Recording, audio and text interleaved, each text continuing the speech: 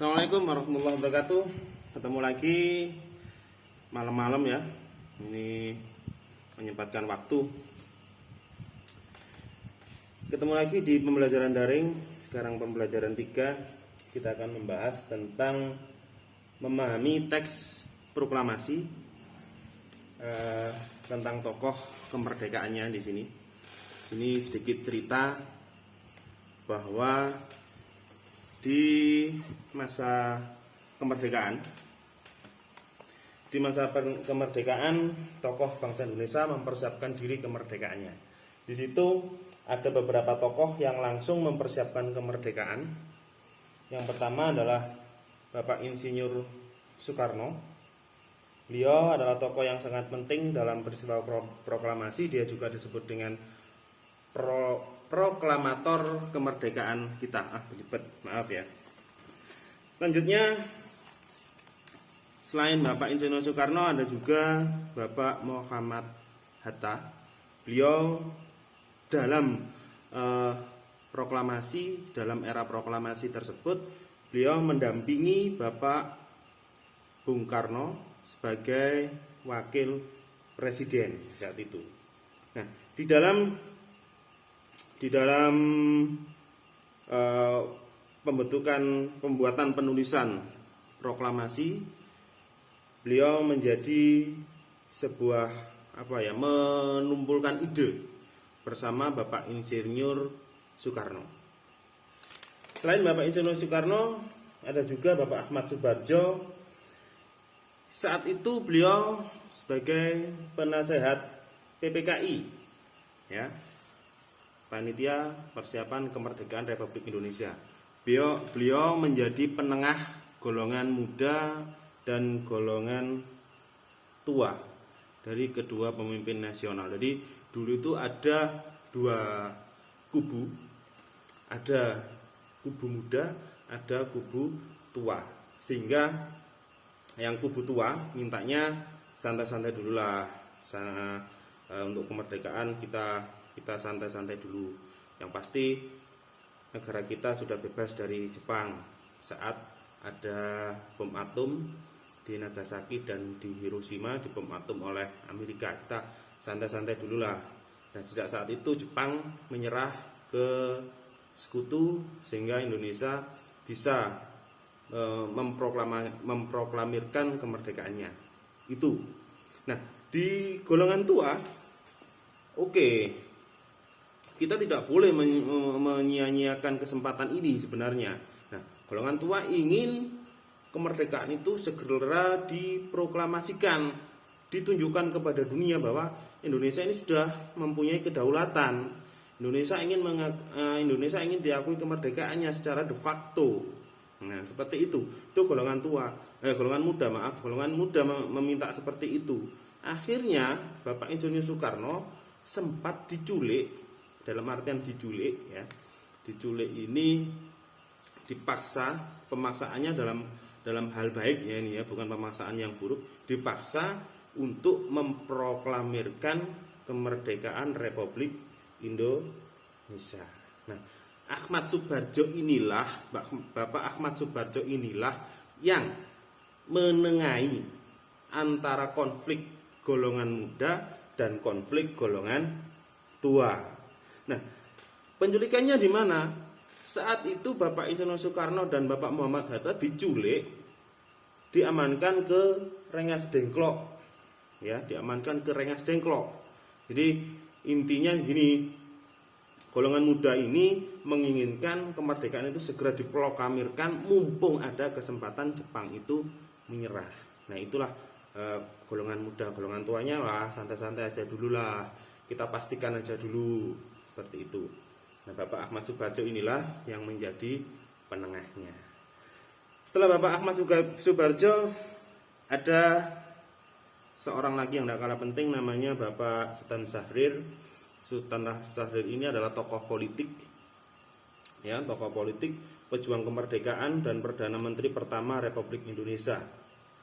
Beliau menjadikan salah satu tokoh yang memberitakan bahwa Jepang menyerah kepada sekutu. Selain kiprahnya beliau juga menjadi sebuah jembatan antara sekutu dengan tentara kita. Jadi dulu politik itu begitu tokoh politik begitu sangat penting gitu ya. Harus berani mengambil resiko, harus berani memberikan keputusan untuk rakyat Republik Indonesia. Selanjutnya ada Laksamana Maeda, seorang perwira penghubung Jepang. Beliau ini mendukung gerakan kemerdekaan Indonesia. Dukungannya telah tumbuh sejak beliau menjabat atas militer Belanda.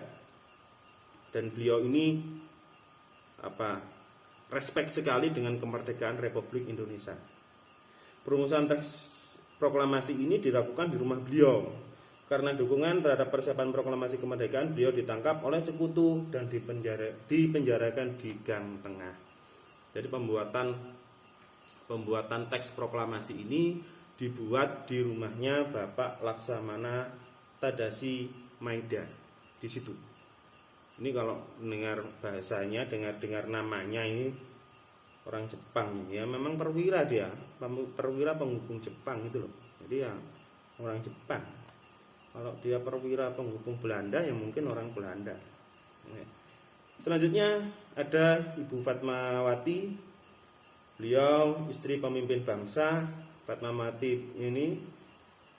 Fatmawati ini juga mendampingi Bung Karno dalam kemerdekaan.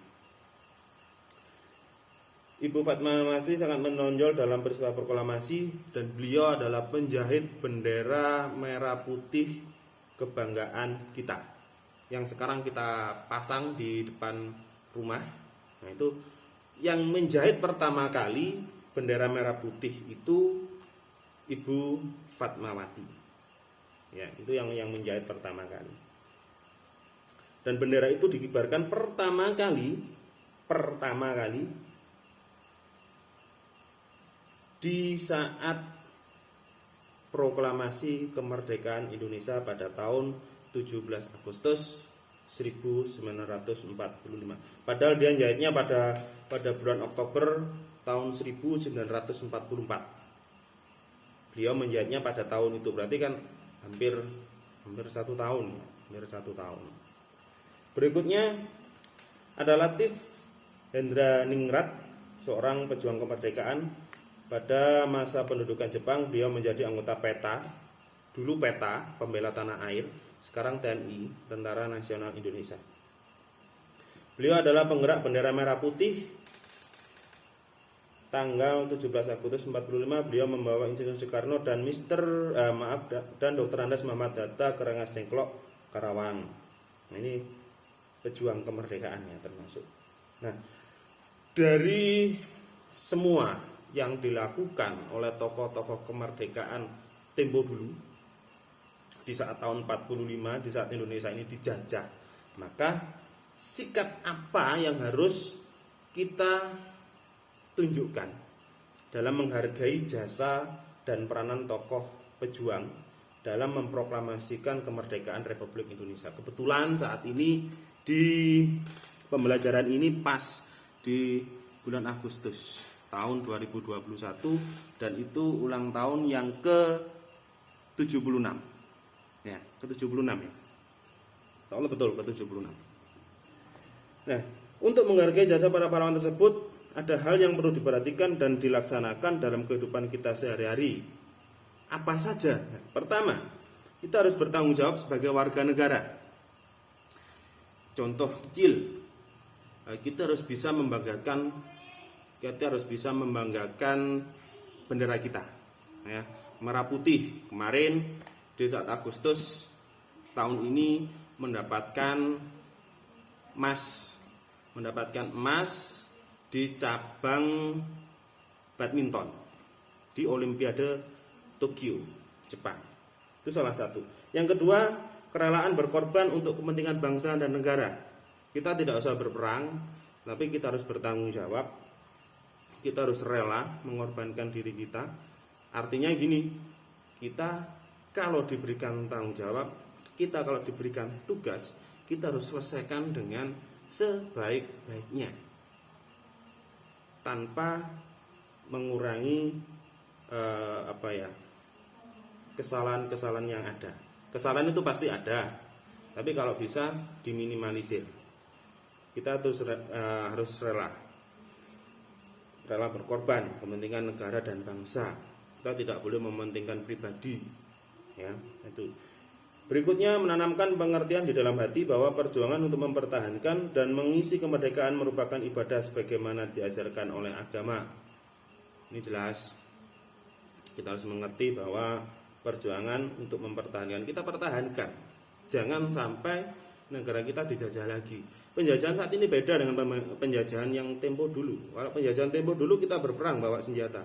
Tapi kalau penjajahan sekarang kita berpikir yang diserang itu adalah akhlaknya. Wah, ini kalau kita bicara agama, ini akhlaknya yang diserang. Kalau kita bicara ekonomi, kurs rupiah yang diserang. Kalau kita bicara pendidikan, ya pendidikan kita yang diserang, akademik kita yang akan diserang. Kalau kita berbicara agama, akhlak, ya contoh kecil saja.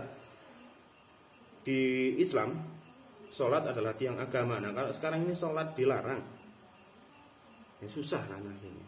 Itu kalau dari sisi agama. Dari sisi ekonomi kita diserang dengan apa? Kurs rupiah anjlok turun. Sebab apa? Sebab kita lebih mencintai produk luar negeri. Produk dalam negeri tidak kita sentuh.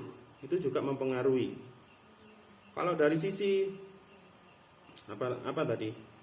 Dari sisi agama, ekonomi, pendidikan kita harus bisa kalau di dunia internasional literasi, kita harus sering membaca. Ada olimpiade IPA, ada olimpiade matematika, ya. Itu harus kita kejar. Jangan sampai kita kalah. Kalau kita kalah, susah kita sudah kalau kita sudah kalah ya sudahlah. Kita akan ikut arus globalisasi.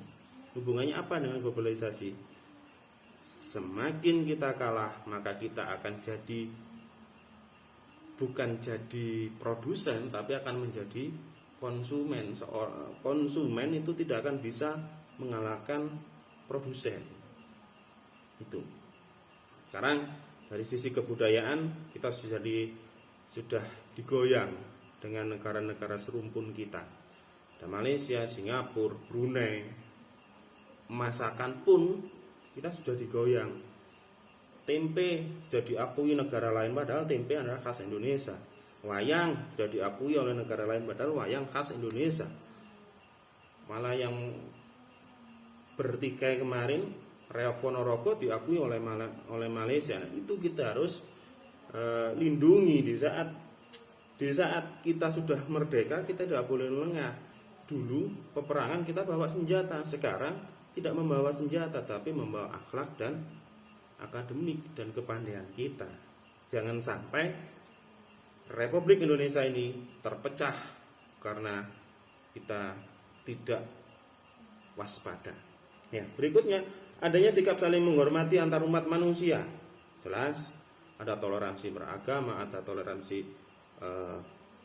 antar negara dan lain-lain. Kita harus menjaga itu. Agar apa?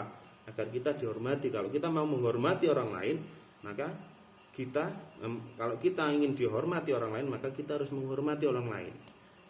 Itu hukumnya. Yang berikutnya adalah bersikap berbuat adil terhadap sesama manusia.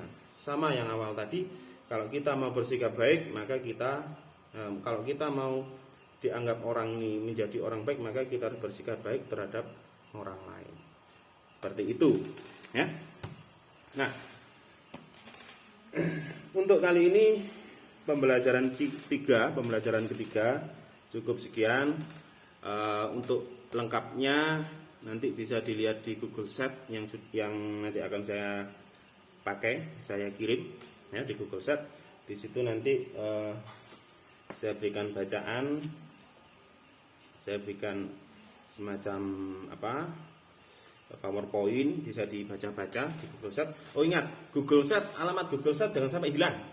Karena di dalam Google Sheet itu nanti akan terkumpul dari tema 1, subtema 1, 2, 3, dari tema 2, subtema 1, 2, 3, berikutnya tema 3 sampai terakhir, itu nanti akan saya kumpulkan di Google Sheet. Nah, di Google Classroom itu adalah tugas. Nanti akan saya kombinasikan, saya akan combine. Di situ ada live worksheet, ada ya semacam permainan kecil, nanti Kahoot, bisa juga Virbox, ya Virbox, bisa juga apa ya? Yang kemarin itu yang kita main itu apa ya? Nah, banyak lah, nanti kita kombinasikan biar pelajaran daring kita ini menyenangkan, gitu ya, menyenangkan, yang pasti tidak bosan nih. Tetap ada tugas, tetap ada pembelajaran, tetap. Tapi kita kan harus merefreshkan pikiran kita. Pandemi boleh, PPKM boleh, siapa takut. Kita tetap jaga kesehatan, 5M, pakai masker, mencuci tangan, menjaga jarak, dan lain-lain itu protokoler itu harus kalian lakukan. Kita berdoa saja agar PPKM ini segera selesai, khususnya pandemi ini segera selesai, dan kita bisa bertemu lagi. Saya itu sebenarnya sudah ingin jalan-jalan sama kalian, ingin renang-renang gitu loh, ingin renang-renang ya kecil-kecilan lah, kita refreshing kecil-kecilan maunya. Tapi karena PPKM ya kita tunda aja dulu, berdoa aja ya. Sekian saya akhiri. Assalamualaikum warahmatullahi wabarakatuh.